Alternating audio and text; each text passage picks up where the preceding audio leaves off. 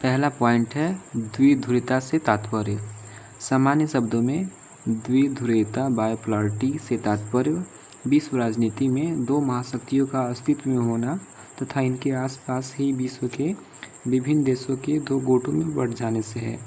द्वितीय विश्व युद्ध के पश्चात शीत युद्ध का दौर शुरू हुआ तथा इसी शीत युद्ध की परिणति द्विध्रुवीय विश्व का उदय था। इसमें एक गुट का नेतृत्व पूंजीवादी विचारधारा वाला अमेरिका द्वारा किया जा रहा था, जबकि दूसरे गुट का नेतृत्व साम्यवादी विचारधारा वाले सोवियत रूस द्वारा किया जा रहा था। इस प्रकार द्विध्रुवीय विश्व में अंतर्राष्ट्रीय व्यवस्था विरोधी समूहों में बटी हुई थी। पूंजीवादी विचारधारा मतलब ज़्यादा जो पैसों पे जोर दिया जाता है, जबकि साम्यवादी मतलब सबको एक साथ लेके चला जाता है, चाहे गरीब हो या अमीर हो। शीत युद्ध के समय चरम दौर में बर्लिन दीवार का निर्माण हुआ था, जो पूर्वी और पश्चिमी जर्मनी के बीच विभाजन का प्रतीक बन गई थी। यह दीवार शीत युद्ध के तनाव और संघर्ष की अभिव्यक्ति थी।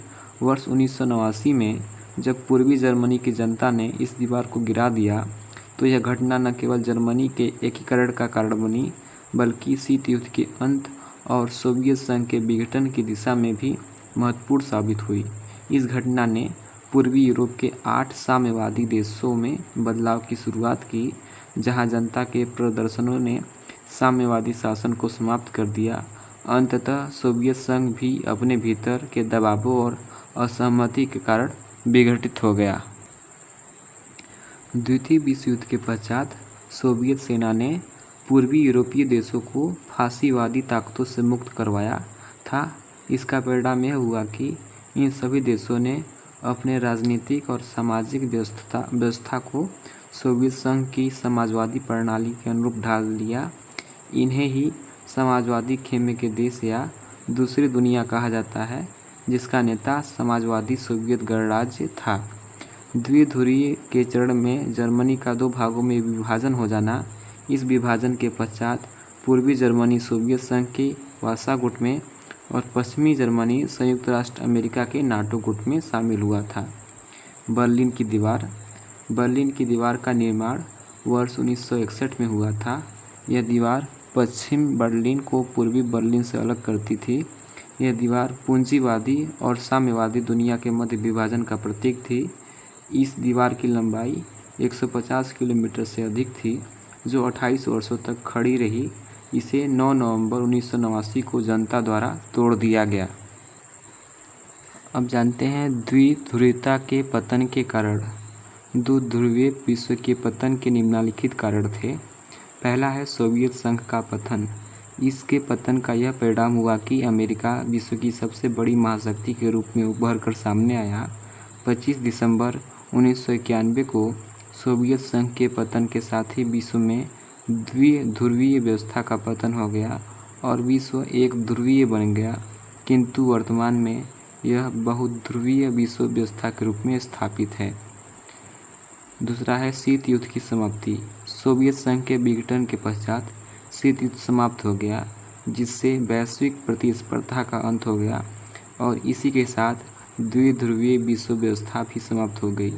शीत युद्ध के दौरान द्विध्रुवीयता का जन्म हुआ था और शीत युद्ध की समाप्ति के साथ ही द्विध्रुवीयता का अंत भी हो गया। तीसरा है गुट निरपेक्ष आंदोलन। गुट निरपेक्ष आंदोलन ने विकासशील देशों को एक मंच प्रदान करके द्विध्रुवीय विश्व को कमज़ोर कर दिया। शीत युद्ध एक ऐसी स्थिति जिसमें प्रत्यक्ष सैन्य कार्रवाई शामिल नहीं होती है, लेकिन मुख्य रूप से वैचारिक मतभेद शामिल रहता है, जो वैश्विक प्रभाव डालते हुए भी भू राजनीतिक संघर्ष पर आधारित है। मतलब ये ऐसा, इसे कोल्ड वॉर कहते हैं। मतलब इसमें डायरेक्टली कोई मिलिट्री कार्रवाई नहीं की जाती है, लेकिन अंदर अंदर डिप्लोमेटिक अंदर से ही सब चीज़ कार्रवाई की जाती है। सोवियत प्रणाली से अभिप्राय समाजवाद एवं समतामूलक समाज के आदर्शों पर आधारित साम्यवादी शासन प्रणाली से है। इस प्रणाली को वर्ष 1917 में रूस की समाजवादी क्रांति के बाद अपनाया गया। यह क्रांति पूंजीवादी व्यवस्था के विरोध में हुई थी, जिसके प्रणेता रूस में बोल्शेविक कम्युनिस्ट पार्टी के संस्थापक व्लादिमीर लेनिन का माना जाता है। इस क्रांति के परिणाम स्वरूप सोवियत समाजवादी गणराज्य संघ, union of Soviet socialist Republic USSR की स्थापना हुई। मतलब ये पूंजीवादी के खिलाफ था। इसका मानना था कि सभी वर्गों को समान रूप से एक साथ लेके चला जाए। सोवियत प्रणाली की विशेषताएं।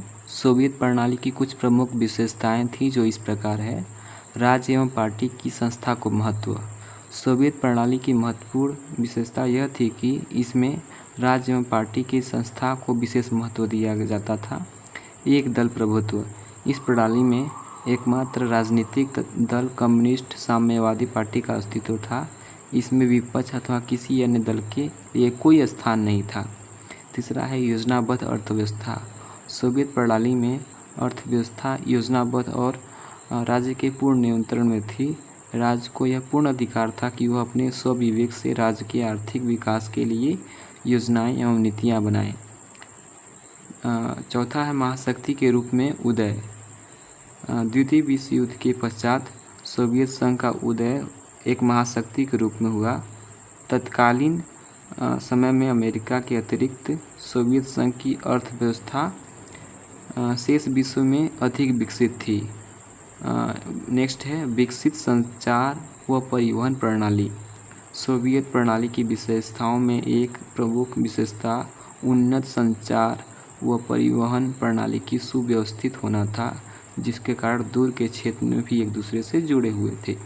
मतलब उस समय ट्रांसपोर्ट के साधन भी थे, फ़ोन पे बातचीत करने के भी साधन थे। विशाल ऊर्जा संसाधन। सोवियत संघ के पास विशाल ऊर्जा संसाधन एनर्जी ऑफ रिसोर्सेज थे। यहाँ खनिज तेल, लोहा, इस्पात एवं मशीनरी के अपार भंडार थे। नेक्स्ट है विकसित घरेलू उद्योग। सोवियत संघ का घरेलू उपभोक्ता उद्योग अत्यधिक विकसित था, जिसके अंतर्गत एक छोटी सी पिन से लेकर कार आदि का उत्पादन होता था। सुनिश्चित जीवन स्तर। सोवियत संघ की एक प्रमुख विशेषता यह थी कि वहाँ के सभी नागरिकों के लिए एक न्यूनतम जीवन स्तर सुनिश्चित था। नेक्स्ट है लोक जन कल्याण पर बल। सोवियत प्रणाली की एक अन्य विशेषता यह थी कि सरकार का बल जन लोक कल्याण पर था। सरकार जनता के स्वास्थ्य सुविधाओं, शिक्षा व बच्चों की देखभाल की वस्तुओं को रियासती मतलब छूट दरों पर उपलब्ध कराने के लिए प्रतिबद्ध थी। सोवियत प्रणाली के दोष। यद्यपि सोवियत प्रणाली में अनेक विशेषताएं थीं, फिर भी इसके अपने कुछ दोष कमियां थे, जिन्हें निम्न तथ्यों द्वारा व्यक्त किया जा सकता है। पहला है उपभोक्ता वस्तुओं का निम्न स्तर। सोवियत प्रणाली में उत्पादन, मशीनरी आदि का व्यापक प्रबंध होने के बाद भी उपभोक्ताओं को पश्चिमी देशों की तुलना में निम्न स्तर की वस्तुएं मिल रही थी। अगला है नौकरशाही का प्रभाव। सोवियत प्रणाली पर नौकरशाही का व्यापक प्रभाव था, जिसके कारण यह प्रणाली धीरे धीरे समाजवादी से सत्तावादी में परिवर्तित होने लगी थी। मतलब अधिकारियों का बहुत ज़्यादा दबाव था। नेक्स्ट है लोकतंत्र एवं अभिव्यक्ति की स्वतंत्रता पर अंकुश। सोवियत प्रणाली में नौकरशाही के बढ़ते हस्तक्षेप से नागरिकों की अभिव्यक्ति की स्वतंत्रता समाप्त हो गई। लोकतंत्र जैसी आज़ादी नागरिकों को न मिलने से ये लोग अपनी असहमति प्राय चुटकुलों एवं कार्टूनों के माध्यम से व्यक्त करने लगे थे। मतलब इन्हें इतनी ज़्यादा छूट नहीं थी कि ये अपनी बात खुल के रख पाते, इसलिए ये अपनी बातों को चुटकुलों, कार्टूनों के माध्यम से सरकार तक पहुंचाते थे। एक दल प्रभुत्व। सोवियत संघ में एक दल का अर्थात कम्युनिस्ट पार्टी का शासन होना भी एक प्रमुख कमी था। रूस का प्रभुत्व। सोवियत संघ की स्थापना 15 गणराज्यों से मिलकर हुई थी, जिसमें सभी गणराज्य अपनी अपनी संस्कृति एवं सभ्यता की सुरक्षा स्वयं कर सके, परंतु साम्यवादी दलों ने जनता की इच्छा को पहचानने से इनकार कर दिया। जबकि इन 15 गणराज्यों में से रूस का अपना एक अलग प्रभुत्व था। ऐसे में अन्य क्षेत्रों की जनता स्वयं को दमित एवं उपेक्षित अनुभव करती थी। मतलब रूस के अलावा जितने गणराज्य थे अपने राज्यों पर ध्यान नहीं देते थे, जिस कारण उन नागरिकों का मनोबल गिरता चला गया। कमज़ोर प्रौद्योगिकी एवं बुनियादी ढांचा। सोवियत प्रणाली प्रौद्योगिकी एवं बुनियादी ढांचे जैसे परिवहन व ऊर्जा के मामले में पश्चिमी देशों की तुलना में अधिक पिछड़ी हुई थी। इसका एक कारण यह था कि सोवियत संघ ने अपना ध्यान हथियारों पर अधिक केंद्रित किया हुआ था। वह स्वयं को सबसे शक्तिशाली सिद्ध करना चाहता था। इसके लिए उसने वर्ष 1979 में अफगानिस्तान में हस्तक्षेप भी किया। मतलब युद्ध हो जाने के बाद, युद्ध नहीं, हस्तक्षेप किया था, इंटरफेयर किया था, उससे भी इसको ज़्यादा लॉस हुआ। सोवियत संघ एक महाशक्ति के रूप में द्वितीय विश्व युद्ध के बाद सोवियत संघ एक महाशक्ति के रूप में उभरा। दूसरी ओर अमेरिका भी महाशक्ति के रूप में उभरा। वर्ष 1945 से 1900 तक दोनों महाशक्तियों के मध्य निरंतर तनाव, हथियारों की प्रतिस्पर्धा एवं अशांति का वातावरण बना रहा, जिसके परिणाम स्वरूप यूरोप तथा एशिया का क्षेत्र दोनों महाशक्तियों के मध्य शीत युद्ध का कारण बना। द्वितीय विश्व युद्ध के बाद सोवियत संघ के महाशक्ति के रूप में उभरने के निम्नलिखित कारण थे। पहला है, सोवियत संघ का घरेलू उपभोक्ता उद्योग भी काफ़ी उन्नत था। सोवियत संघ छोटी से छोटी सभी वस्तुएं जैसे पिन से लेकर कार तक का उत्पादन करता था। यद्यपि सोवियत संघ की वस्तुएं पश्चिमी देशों की गुणवत्ता के स्तर की नहीं थी। दूसरा है, आवागमन की सुव्यवस्थित और विशाल प्रणाली के कारण सोवियत संघ दूर के क्षेत्रों से जुड़ा था। अगला है, सोवियत संघ की अर्थव्यवस्था अमेरिका को छोड़कर विश्व की तुलना में अधिक विकसित थी। सोवियत संघ के पास विशाल ऊर्जा संसाधन, जिनमें खनिज तेल, लोहा, इस्पात तथा मशीनरी उत्पादन शामिल है। इसमें वह विभिन्न देशों के साथ व्यापार कर सकता था। सभी उत्पादन के साधनों व भूमि पर राज्य का नियंत्रण था, इसलिए इससे राज्य को भी बहुत लाभ पहुंचा। सोवियत संघ की सरकार ने अपने सभी नागरिकों के लिए न्यूनतम जीवन स्तर सुनिश्चित किया। सरकार बुनियादी जरूरत जैसे शिक्षा, स्वास्थ्य सेवाएं, बच्चों की देखभाल तथा लोक कल्याण के अन्य कार्य भी करती थी। अतः कह सकते हैं कि उपयुक्त साधनों या राजनीतिक व्यवस्था, समाजवाद या समानता के कारण सोवियत महाशक्ति के रूप में हमारे सामने आया। गोर्बाचोव और सोवियत संघ का विघटन। मिखाइल गोर्बाचोव 1980 के दशक के मध्य सोवियत संघ की कम्युनिस्ट पार्टी के महासचिव बने। ये तत्कालीन विश्व में हो रहे परिवर्तनों के आकर्षित होकर सोवियत संघ में भी अपेक्षित सुधार करने एवं देश में लोकतांत्रिक स्वरूप को बनाने के लिए पक्षधर थे। इनमें सूचना प्रौद्योगिकी के क्षेत्र में उन्नति, गतिरोध, अर्थव्यवस्था का विकास तथा पश्चिमी देशों से सामान्य संबंध बनाना आदि शामिल थे। गोर्बाचोव निम्न कारणों से सुधार के पक्ष में थे।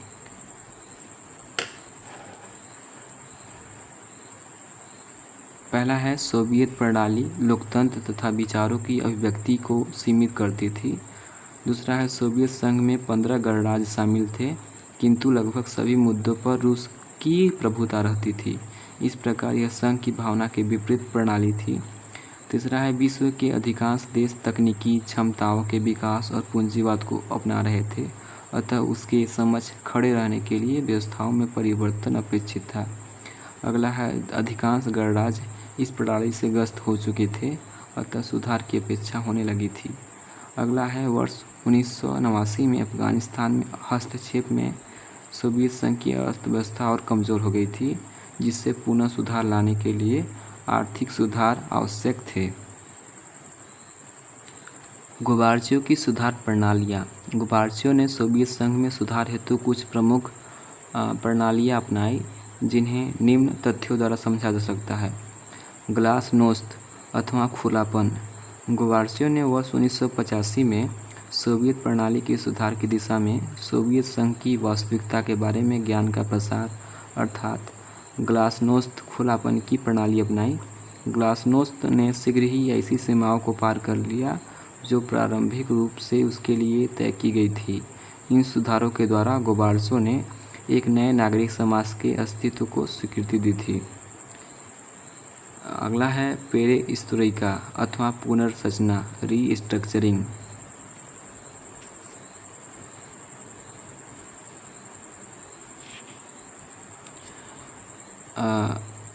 गोबार्चो की सुधारों से संबंधित दूसरी प्रणाली पेरेस्त्रोइका थी। इस प्रणाली की विशेषता यह थी कि इसमें किसी भी प्रकार के परिवर्तन का प्रारंभ दबाव की जगह सहमति के द्वारा किए जाने पर बल दिया गया। इसी के साथ गोबार्चो ने अर्थव्यवस्था में सुधार के लिए उस्क्रोनी नामक प्रणाली लागू की। यह प्रणाली भी दबाव की जगह सहमति से कार्य पर बल देती थी। ठीक, अगला है राजनीतिक सुधार। गोबार्चो ने अमेरिका के साथ हथियारों की प्रतिस्पर्धा पर रोक लगाई तथा अफगानिस्तान और पूर्वी यूरोप से सोवियत सेना वापस बुलाई। यह जर्मनी के एकीकरण में सहायक सिद्ध हुई तथा शीत युद्ध समाप्त किया।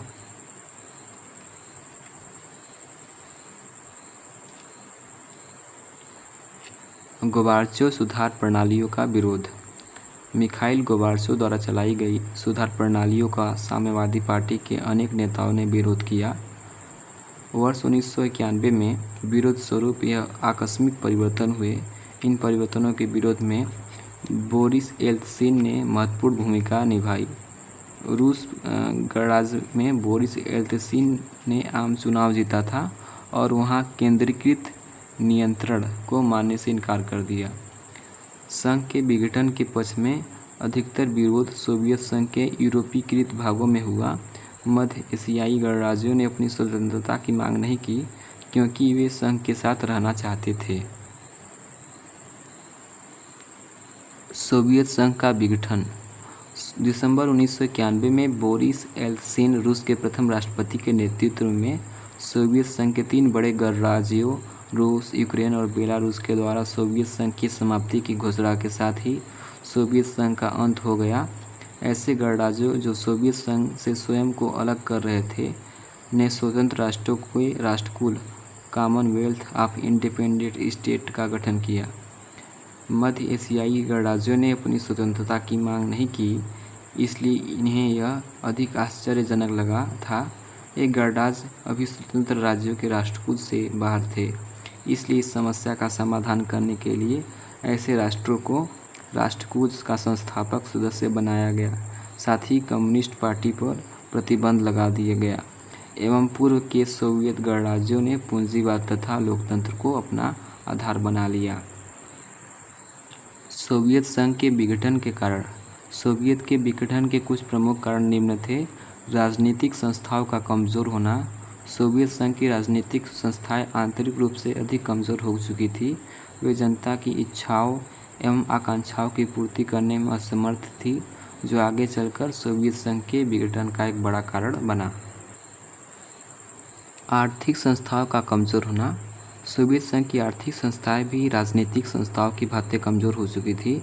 इस कारण से कई वर्षों तक अर्थव्यवस्था गतिरोध रही। इससे उपभोक्ता वस्तुओं की देश में लगातार कमी होती गई। इन सब कारणों से जनता सरकार के दोषी मानने लगी, क्योंकि संसाधनों का अधिकांश भाग परमाणु हथियार व सैन्य साजो सामान पर व्यय किया जा रहा था। इसका प्रमुख कारण अमेरिका से प्रतिस्पर्धा करना था। इसके अतिरिक्त पूर्वी यूरोप के पिछड़े देशों को अपने नियंत्रण में रखने हेतु उनके विकास पर भी भारी मात्रा में व्यय करना था। जनता का पश्चिमी अर्थव्यवस्था के प्रति झुकाव। सोवियत संघ ने हमेशा अपनी राज्य व्यवस्था एवं अर्थव्यवस्था को पश्चिम पूंजीवादी देशों से उच्च गुणवत्ता वाला बताया, किंतु जब सोवियत संघ के आम नागरिकों की पश्चिमी देशों की उन्नति एवं उनके आर्थिक विकास के बारे में जानकर उसकी तुलना अपने देश से की, तो उन्हें इस विषय में ज्ञात हुआ कि सोवियत संघ ऐसे देशों की तुलना में अधिक पिछड़ा हुआ है। इस कारण देश के नागरिकों को राजनीतिक व मनोवैज्ञानिक रूप से आघात लगा, जिससे सोवियत संघ विघटन की राह पर आ गया था। प्रशासनिक भ्रष्टाचार। सोवियत संघ पर कम्युनिस्ट पार्टी ने 70 वर्षों तक राज किया। समय बीतने के साथ साथ यह जनता के प्रति अपने दायित्वों से बचती रही, जिसके कारण भ्रष्टाचार में वृद्धि एवं प्रशासन में गतिरोध उत्पन्न हो गया। इसके अतिरिक्त साम्यवादी दलों ने अपने दोष कमियों को सुधारने में असफल रहा। अगला है जनता की आकांक्षाओं को पूरा न होना।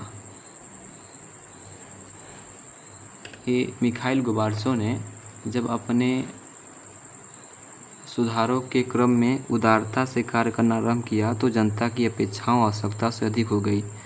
इसके अतिरिक्त लोगों का यह मानना था कि सुधार के तीव्र होने चाहिए क्योंकि लोग को अपनी आशानुरूप लाभ प्राप्त नहीं हो रहा था। जनमत का दो भागों में विभाजन। गोबार्चोव की नीतियों को लेकर सोवियत जनता दो हिस्सों में बंट गई।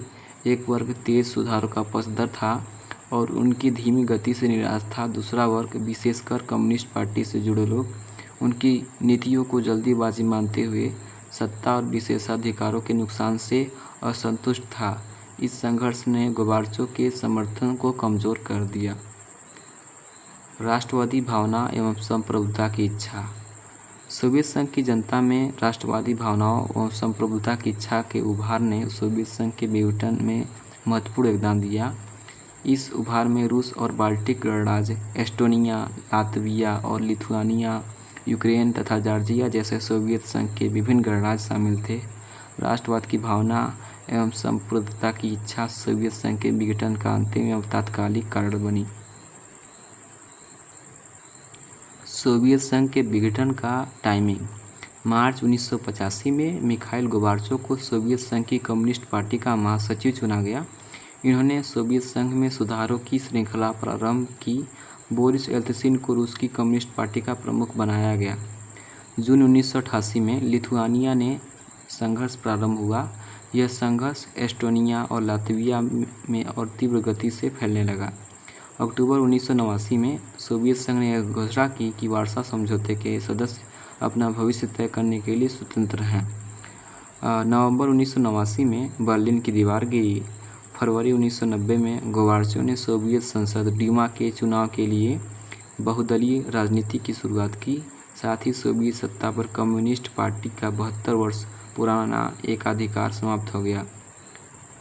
मार्च 1990 में लिथुआनिया ने 18 मई 1989 को अपने क्षेत्र की संप्रभुता की घोषणा की तथा जून 1990 में सोवियत संघ से अलग होने की घोषणा की। इसी के साथ लिथुआनिया सोवियत संघ से अलग होने वाला प्रथम गणराज्य बना। जून 1990 में रूसी संसद ने सोवियत संघ से अपनी स्वतंत्रता की घोषणा की। जून 1991 में गोबार्चोव के सोवियत कम्युनिस्ट पार्टी के प्रमुख के रूप में फिर से चुने जाने के 2 दिन के बाद येल्त्सिन ने पार्टी से अपने इस्तीफे को घोषणा कर दी। येल्त्सिन की यह कार्रवाई संघर्षरत सोवियत संघ के एकजुट रखने के गोबार्चोव के प्रयासों के लिए गंभीर झटका था।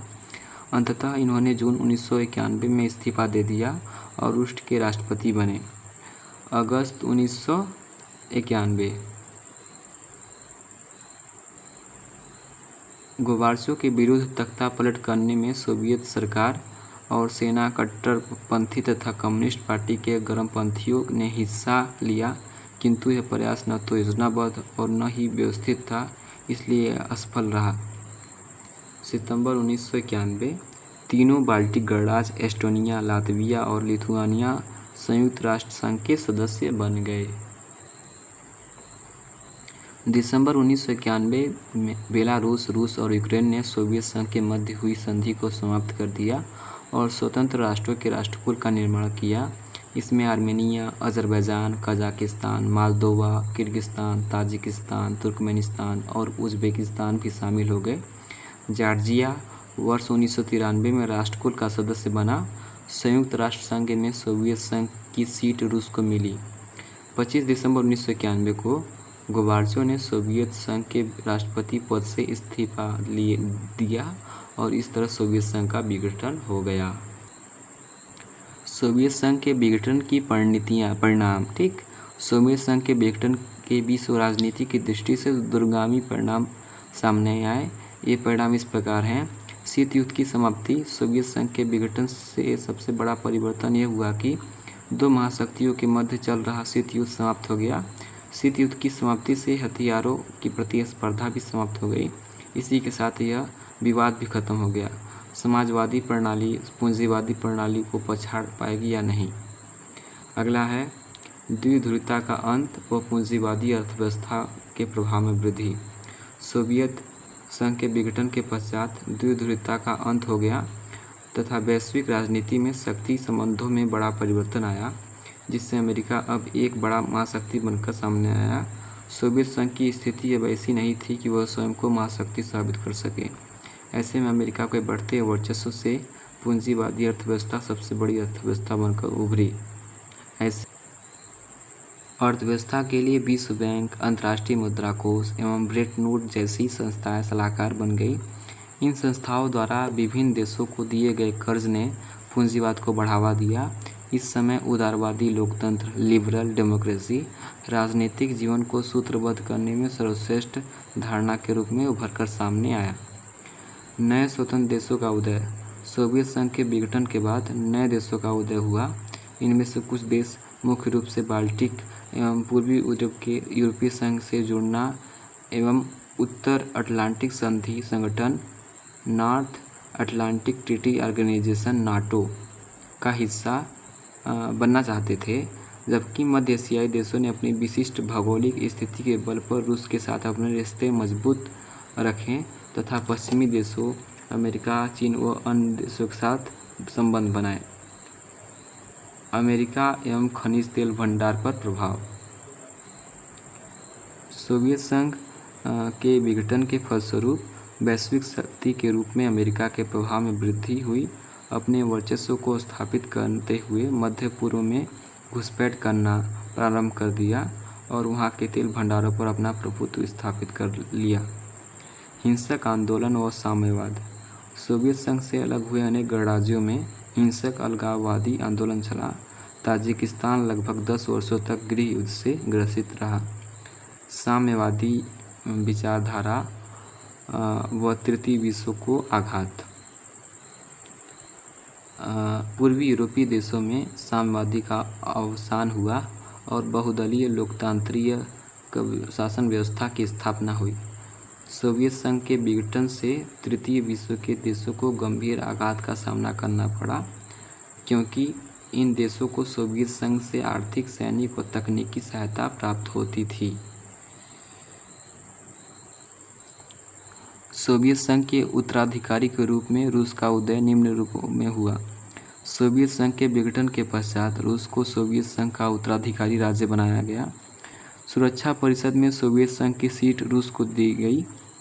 ऐसी अंतर्राष्ट्रीय संधियां जो सोवियत संघ के द्वारा की गई थी, उन सभी का उत्तरदायित्व रूस पर आ गया। सोवियत पूर्ववर्ती राज्यों में केवल रूस को ही परमाणु शक्ति संपन्न देश का दर्जा प्रदान किया गया। रूस के द्वारा अमेरिका के साथ परमाणु निशस्त्रीकरण की दिशा की कई संधियां की गई। इनमें सबसे प्रमुख बात सोवियत संघ के 15 गणराज्यों में रूस का सबसे शक्तिशाली गणराज्य होना था। ये 15 गणराज्य हैं: रूसी संघ, Kazakhstan, Estonia, Latvia, Lithuania, Belarus, Ukraine, Moldova, Armenia, Georgia, Azerbaijan, Turkmenistan, Uzbekistan, Tajikistan, Kyrgyzstan.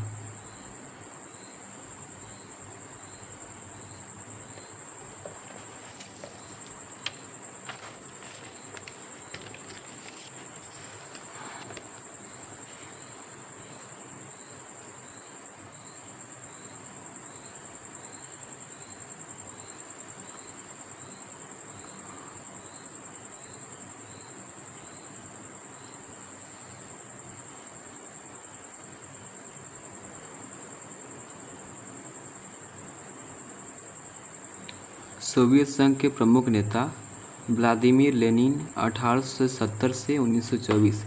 इन्होंने बोल्शेविक कम्युनिस्ट पार्टी की स्थापना की थी।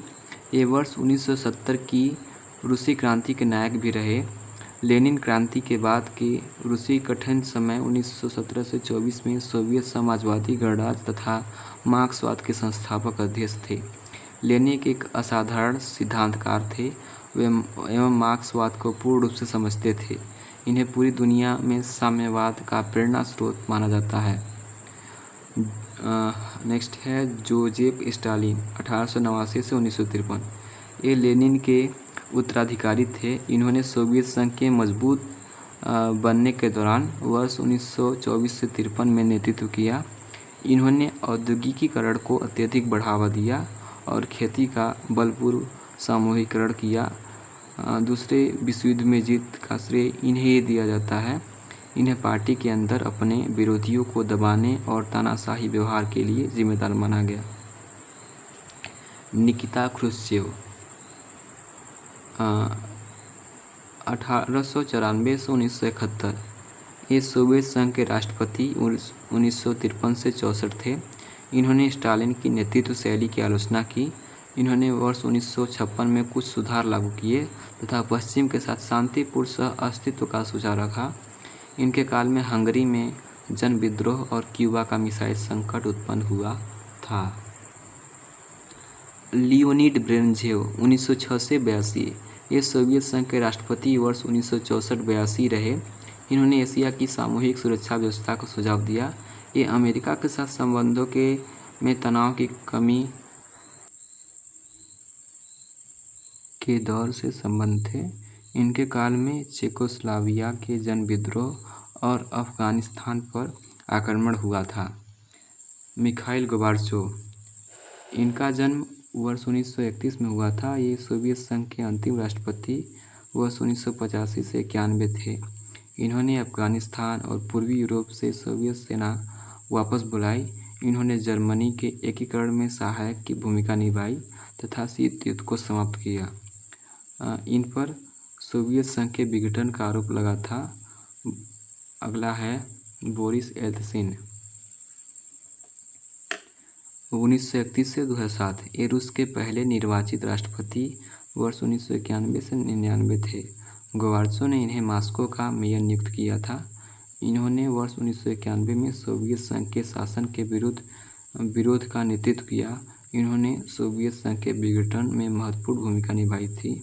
इन्हें साम्यवाद से पूंजीवाद की ओर संक्रमण के दौरान रूसी लोगों को हुए कष्ट के लिए जिम्मेदार माना गया। साम्यवादी शासन के बाद शॉक थेरेपी। शॉक थेरेपी का अर्थ आघात पहुंचाकर उपचार करने से है। साम्यवादी शासन के पतन के बाद शॉक थेरेपी की प्रक्रिया शुरू की गई। सोवियत संघ के विघटन के पश्चात रूस, मध्य एशिया तथा पूर्वी यूरोप के देशों में पूंजीवाद की ओर संक्रमण का एक विशेष मॉडल अपनाया गया। विश्व बैंक और अंतर्राष्ट्रीय मुद्रा कोष इंटरनेशनल मॉनिटरी फंड IMF द्वारा निर्देशित इस मॉडल को ही शॉक थेरेपी की संज्ञा दी गई। वर्ष 1990 में अपनाई गई शॉक थेरेपी का उद्देश्य यह था कि सभी देश पूंजीवादी अर्थव्यवस्था और लोकतंत्र को पूर्ण रूप से अपना ले। साथ ही इसका उद्देश्य यह भी था कि सभी देश सोवियत संघ के समय के प्रत्येक संरचना से पूर्ण रूप से मुक्त हो जाएं। शॉक थेरेपी के अंतर्गत निम्नलिखित कार्य किए गए। राज्य की संपदा का निजीकरण किया गया। सामूहिक फार्म कलेक्टिव फार्म को निजी फार्म प्राइवेट फार्म में बदला गया। पूंजीवादी पद्धति से कृषि की शुरुआत की गई। मुक्त व्यापार के पूर्ण रूप से अपनाने पर बल दिया गया। इन सभी कार्यों को सुचारू रूप से करने के लिए वित्तीय खुलापन फाइनेंशियल ओपनेस, मुद्राओं की आपसी परिवर्तनीयता एवं मुक्त व्यापार की नीति फ्री ट्रेड पॉलिसी को महत्वपूर्ण माना गया। शॉक थेरेपी के निम्नलिखित कदम उठाए गए। सोवियत गुट से जुड़े देश के मध्य व्यापारिक गठबंधनों को समाप्त किया गया। इसके स्थान पर इन्हें सीधी पश्चिमी देशों से जुड़ने पर बल दिया गया। पश्चिमी देश इन देशों के मार्गदर्शन के रूप में उभरकर सामने आए। शॉक थेरेपी के परिणाम। वर्ष 1990 में अपनाई गई शॉक थेरेपी का परिणाम आशानुरूप नहीं आया, बल्कि इसके विपरीत पूरे क्षेत्र की अर्थव्यवस्था पर प्रतिकूल प्रभाव पड़ा। शॉक थेरेपी के परिणाम निम्नलिखित हैं। अर्थव्यवस्था में गिरावट। शॉक थेरेपी प्रक्रिया के परिणाम स्वरूप क्षेत्र की अर्थव्यवस्था अस्त व्यस्त हो गई। रूस का राज नियंत्रित औद्योगिक ढांचा पूर्ण रूप से हिल गया एवं लगभग 90% उद्योगों को निजी हाथों अथवा कंपनियों को बेच दिया गया, जिसे इतिहास की सबसे बड़ी गराज सेल के नाम से जाना जाता है। इस निजीकरण ने सामाजिक विषमता को जन्म दिया। इस निजीकरण के दौरान बहुत से सरकारी उद्यमों को वास्तविक मूल्य से भी कम मूल्यों पर बेच दिया गया। रूसी मुद्रा के मूल्य में गिरावट। अर्थव्यवस्था के अस्त व्यस्त हो जाने के कारण रूस की मुद्रा रूबल के मूल्य में भारी गिरावट आई, जिससे मुद्रास्फीति इन्फ्लेशन इतनी अधिक बढ़ गई कि लोगों की जमा पूंजी एवं सामूहिक खेती प्रणाली के समाप्त होने के साथ साथ लोगों की खाद्यान्न सुरक्षा भी समाप्त हो गई। बैंक का दिवालियापन। रूस के लगभग 1500 बैंक तथा अन्य वित्तीय संस्थान शॉक थेरेपी के कारण दिवालिया हो चुके थे। इन्हीं में से रूस का दूसरा बड़ा बैंक इनकाम था जो दिवालिया हो चुका था। इससे न केवल ग्राहकों बल्कि 10,000 कंपनियों और शेयरधारकों की जमा पूंजी भी डूब गई थी। खाद्यान्न का आयात। खेती के निजी हाथों में आ जाने से रूस में खाद्यान्न संकट उत्पन्न हो गया, जिससे रूस ने खाद्यान्न का आयात करना शुरू कर दिया। वर्ष 1999 में रूस का वास्तविक सकल घरेलू उत्पादन ग्रॉस डोमेस्टिक प्रोडक्ट GDP 1989 की तुलना में बहुत कम था और पुरानी व्यापारिक व्यवस्था भी समाप्त हो चुकी थी एवं इसके स्थान पर अन्य कोई वैकल्पिक व्यवस्था का निर्माण नहीं हो पाया था। समाज कल्याण की व्यवस्था का अंत। सोवियत संघ की पुरानी समाज कल्याण की व्यवस्था को समाप्त कर दिया गया।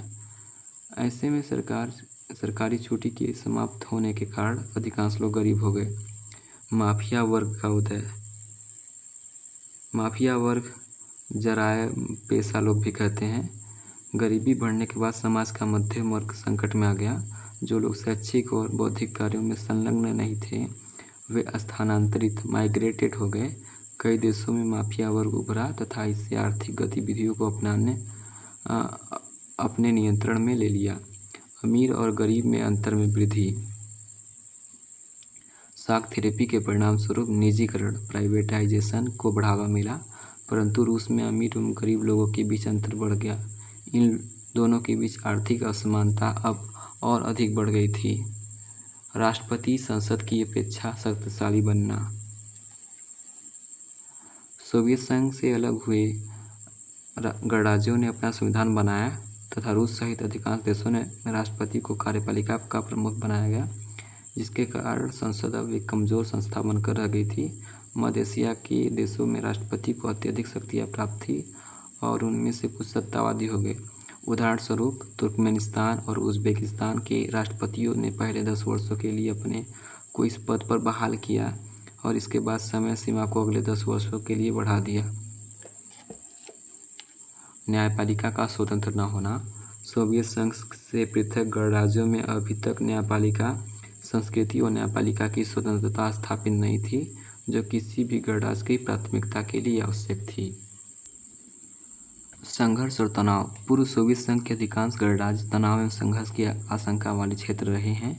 इनमें से कई गणराज्य ने गृह युद्ध एवं विद्रोह जैसी समस्याओं का सामना भी किया है। इसके अतिरिक्त इन देशों में बाहरी शक्तियाँ ने भी हस्तक्षेप किया। संघर्ष एवं तनाव से जुड़े इन गणराज्यों के कुछ निम्न प्रकार हैं। रूस के 2 गणराज्य चेचन्या एवं दागिस्तान में लंबे समय तक हिंसक अलगाववादी आंदोलन वायलेंट सेशनलिस्ट मूवमेंट चला। मॉस्को। रूस ने चेचन विद्रोहियों को समाप्त करने के लिए मानवाधिकार का उल्लंघन किया। ताजिकिस्तान 10 वर्षों तक गृह युद्ध में फंसा रहा। इस पूरे क्षेत्र में सांप्रदायिक संघर्ष लगातार चल रहे थे। अजरबैजान के प्रांत नगरों कारबाख के स्थानीय आर्मेनियाई नागरिक इस प्रांत से अलग होकर आर्मेनिया से मिलना चाहते थे। जॉर्जिया के 2 प्रांत स्वतंत्रता के लिए गृह युद्ध में संघर्षरत थे। यूक्रेन, किर्गिस्तान तथा जॉर्जिया में शासन को समाप्त करने के लिए आंदोलन चला। इनके अतिरिक्त कई अन्य देश एवं प्रांत नदी जल के मुद्दे पर आपस में विवादों में फंसे रहे। ऐसी स्थिति में आप जनता को परेशान थी एवं विभिन्न देशों में अस्थिरता का वातावरण व्याप्त था। संघर्ष एवं तनाव के कारण।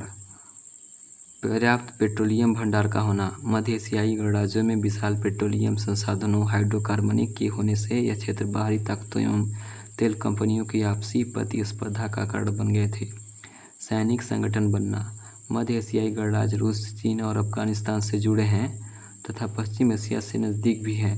11 सितंबर 2001 की घटना के बाद अमेरिका इस क्षेत्र को अपना सैनिक संगठन बनाना चाहता था, जिसके लिए इन देश ने से जगह किराए पर लेने के लिए अमेरिका ने कीमत भी चुकाई तथा अफगानिस्तान एवं इराक में युद्ध के दौरान इन क्षेत्रों से अपने विमानों को उड़ाने की अनुमति प्राप्त की।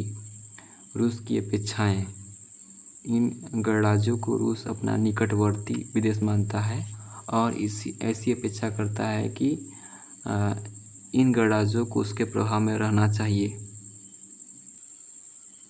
चीन को लाभ। खनिज तेल एवं इसी प्रकार के अन्य संसाधनों के कारण चीन को भी इस क्षेत्र से लाभ प्राप्त हो रहा था। चीनियों ने अब सीमावर्ती क्षेत्रों में आकर व्यापार करना प्रारंभ कर दिया था। चेकोस्लोवाकिया एवं यूगोस्लाविया का विभाजन। पूर्वी यूरोप के गणराज्य चेकोस्लोवाकिया ने स्वयं को शांतिपूर्वक दो भागों में विभाजित कर लिया। इनमें से एक का नाम चेक तथा दूसरे का नाम स्लोवाकिया है, जबकि बाल्कन क्षेत्र का गणराज्य यूगोस्लाविया वर्ष 1991 में अधिक संघर्ष, गृह युद्ध एवं बमबारी के बाद कई प्रांतों में विभाजित हो गया। इसमें शामिल बोस्निया हर्जेगोविना, स्लोवेनिया तथा क्रोएशिया ने स्वयं को स्वतंत्र घोषित कर लिया है। इन सब कारणों से नाटो को हस्तक्षेप करना पड़ा।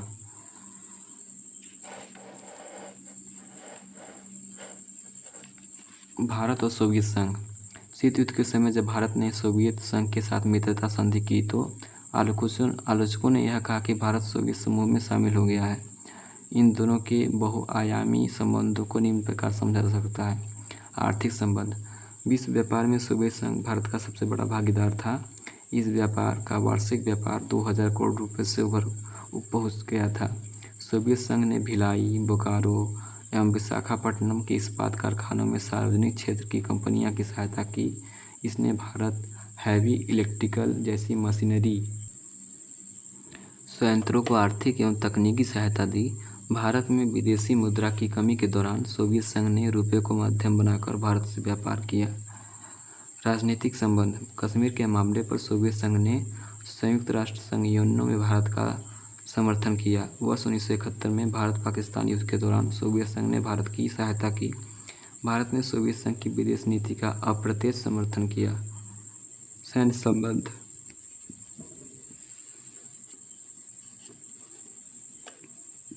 सोवियत संघ ने भारत को सैन्य तकनीक उपलब्ध कराने के लिए कई समझौते किए। इन्हीं तकनीकों के आधार पर भारत कई सैन्य उपकरण तैयार करने में सफल रहा।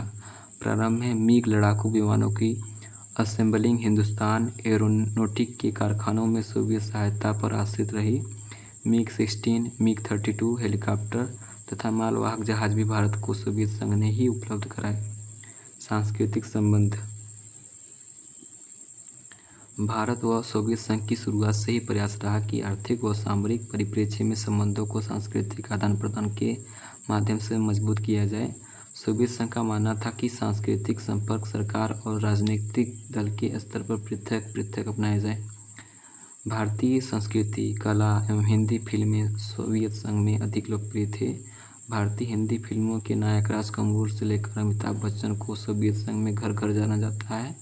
भारतीय लेखकों ने एवं कलाकारों ने सोवियत संघ की यात्रा की। पूर्व साम्यवादी देश और भारत ने साम्यवादी रह चुके सभी देशों के साथ अच्छे संबंध स्थापित किए हैं, किंतु भारत के संबंध रूस के साथ अत्यधिक घनिष्ठ हैं। भारत और रूस। भारत की विदेश नीति का एक महत्वपूर्ण पहलू भारत का रूस पूर्ववर्ती सोवियत संघ के साथ संबंध है तथा भारत रूस संबंधों का इतिहास आपसी विश्वास और साझे हितों का इतिहास है। भारत एवं रूस बहुध्रुवीय विश्व बनाने के पक्ष में थे, अर्थात अंतर्राष्ट्रीय स्तर पर अनेक शक्तियाँ मौजूद हो और सुरक्षा का दायित्व सामूहिक हो। इसी प्रकार दोनों देशों के मध्य अन्य साझा दृष्टिकोण भी रहे हैं, जिसे क्षेत्रीयता को प्राथमिकता मिले तथा अंतर्राष्ट्रीय संघर्षों का हल बातचीत के द्वारा हो।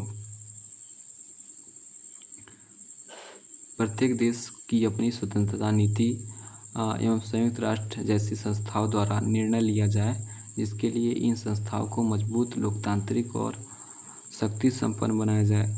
दोनों देशों के मध्य वर्ष 2001 में सामरिक समझौते के रूप में 80 द्विपक्षीय अधिकार पत्रों पर हस्ताक्षर हुए थे। बहुध्रुवीय विश्व से तात्पर्य कि विश्व में कई शक्तियाँ मौजूद हो, सुरक्षा की सामूहिक जिम्मेदारी हो, अंतर्राष्ट्रीय संघर्षों का समाधान बातचीत द्वारा किया जाए, संयुक्त राष्ट्रों को लोकतांत्रिक और शक्ति संपन्न बनाया जाए तथा विश्व पर किसी एक या दो शक्तियों का वर्चस्व न हो। सोवियत संघ के विघटन के बाद रूस और भारत का सपना बहुध्रुवी विश्व का है। रूस से भारत को लाभ। रूस के साथ संधि और मित्रता करने के निम्नलिखित निहितार्थ लाभ हैं। कश्मीर के संबंध पर हमेशा रूस ने भारत का साथ दिया है। अंतरिक्ष उद्योग में क्रायोजेनिक रॉकेट की प्राप्ति एवं रक्षा सहयोग का विस्तार, ऊर्जा आपूर्ति, तेल के संकट के समय सहायता, अंतर्राष्ट्रीय आतंकवाद से संबंधित सूचनाओं का आदान प्रदान, चीन के साथ संबंधों में संतुलन बनाने में लाभ हुआ, कृषि, डाक सेवा, व्यापार एवं प्राकृतिक गैसों की खोज में सहयोग की नीति, पश्चिम तथा केंद्रीय एशिया से संपर्क बनाने में भारतीय को अफगानिस्तान अथवा रूस से होकर ही गुजरना पड़ेगा। भारत के साथ संधि और मित्रता करने से रूस को निम्न क्षेत्रों में लाभ मिले। भारत रूस के लिए हथियारों का दूसरा सबसे बड़ा खरीदार है तथा भारतीय सेना को अधिकांश सेना संबंधित आवश्यक वस्तुओं की प्राप्ति रूस से होती है। तेल का आयातक होने के कारण भारत रूस के लिए महत्वपूर्ण है। भारत का रूस से ऊर्जा आयात को बढ़ावा रूस के लिए महत्वपूर्ण है। रूस भारत की पारमाणविक योजना रूस के लिए महत्वपूर्ण है। एशिया में शक्ति संतुलन के लिए भारत रूस के लिए महत्वपूर्ण है भूमिका निभाता है। रूस हिंद महासागर के क्षेत्र में अमेरिका तथा चीन के प्रभाव को संतुलित रखना चाहता है।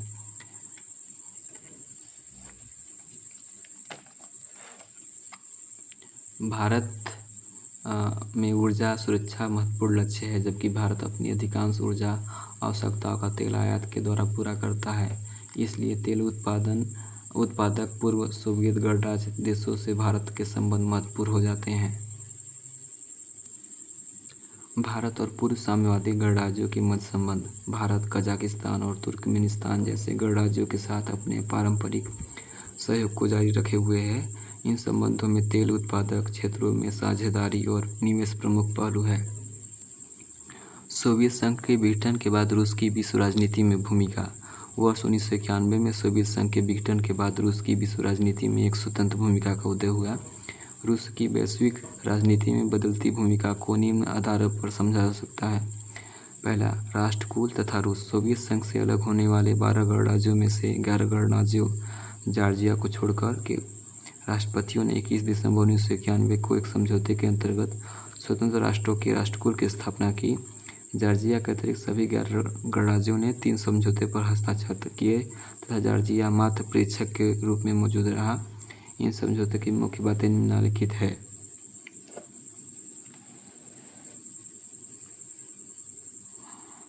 ग्यारह गणराज्य ने संयुक्त राष्ट्र संघ में सोवियत संघ का अस्थायी रूसी गणराज्य को दिए जाने की अनुशंसा की। सभी गणराज्यों को राष्ट्रकुल का सह-संस्थापक माना गया। 11 गणराज्यों को स्वतंत्र सार्वभौमिक माना गया। परमाणु अस्त्रों पर सदस्य राष्ट्रों के राष्ट्राध्यक्षों का नियंत्रण स्वीकार किया गया है। दूसरा है रूस का अन्य देशों के साथ संबंध। रूस का अन्य देशों के साथ संबंध निम्न प्रकार है। वर्ष 1991 में रूस के राष्ट्रपति चीन की यात्रा की तथा सेंट शंघाई समझौते पर हस्ताक्षर किए। इन समझौते के द्वारा रूस व चीन के मध्य निकटता बढ़ी।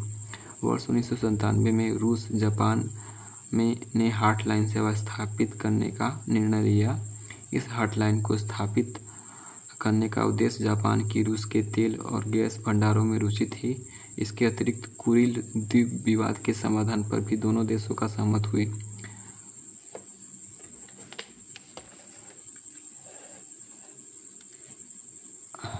रूस ने यूरोपीय राष्ट्रों के साथ आर्थिक संबंधों को मजबूत करने के लिए यूरोपीय साझा बाजार में शामिल होने का प्रयास किया। चौथा है रूस के राष्ट्रपति और नाटो नेताओं के मध्य 27 मई 1997 को एक समझौता हुआ।